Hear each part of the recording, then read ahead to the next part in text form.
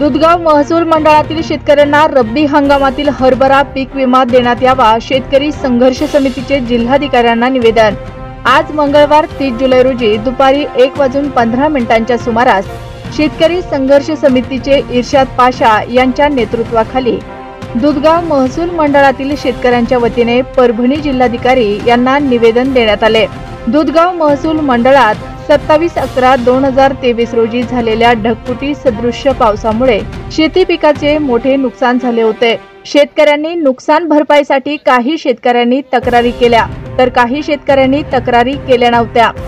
महसूल विभागाने केलेल्या पंचनाम्यानुसार सरसकट सर्व शेतकऱ्यांना पीक विमा द्यावा, अन्यथा दुधगाव महसूल मंडळातील शेतकऱ्यांच्या वतीने तीव्र आंदोलन करण्यात येईल असा इशारा निवेदनाद्वारे देण्यात आला आहे। निवेदनावर शेतकरी संघर्ष समितीचे इर्शाद पाशा, बाळासाहेब मगर, शिवाजीराव पारवे, गणेशराव पारवे, सुभाष पारवे, बालाजी घोळवे आदींसह दुधगाव महसूल मंडळातील शेतकऱ्यांच्या निवेदनावर स्वाक्षऱ्या आहेत। ताज्या बातम्या पाहण्यासाठी आवाज आपला मराठी या आमच्या न्यूज चॅनलला सबस्क्राइब करा। व्हिडिओ आवडल्यास व्हिडिओला लाईक आणि शेअरही करा। सन्माननीय जिल्हाधिकारी यांना आम्ही 2023च्या रब्बी व खरीपच्या पीक विम्याच्या संदर्भामध्ये निवेदन दिलेलं आहे आणि त्या निवेदनामध्ये आमची मागणी आहे की ज्या वेळेस 27/11ला अति जास्त पाऊस, ढगफुटी सदृश्य पाऊस पडला होता, त्यावेळेस रात्रीला ढगफुटी झाली, सकाळी पाहिलं तर होत्याचं नव्हतं झालं।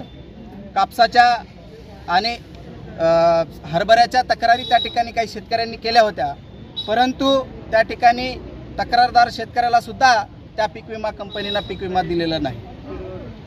असो, आमचं म्हणणं काय की त्या दिवशी रात्रीला जे पाऊस पडला होता आणि त्या पावसामध्ये हरभऱ्याचं जे काही नुकसान झालं होतं आणि त्यावेळेस आम्हाला दुबार पेरणी करण्याची वेळ त्या ठिकाणी आली होती। अक्षरशः शेतकऱ्यांनी दुबार पेरणी केली, परंतु प्रशासन आणि पीक विमा कंपनी आणि राजकीय काही पुढारी साठलोट करतायत की काय, असा आमचा संभ्रम आहे।